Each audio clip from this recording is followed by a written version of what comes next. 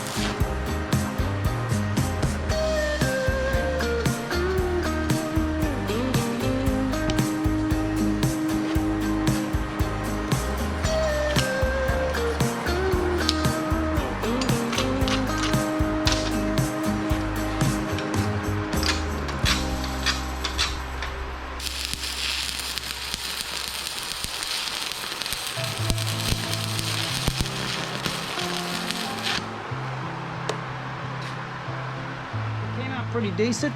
Put those side plates on there. Put that tube in the top. Welded the ball to the top.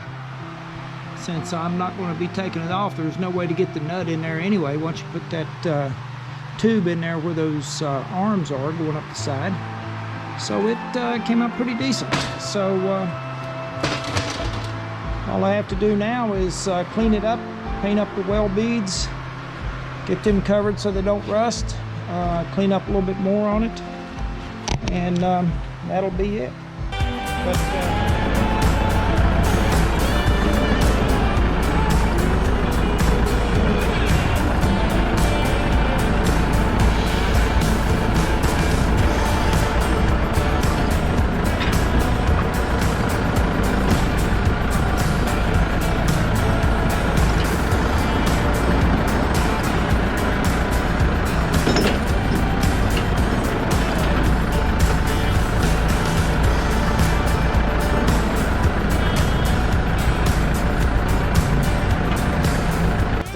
thanks everyone for watching.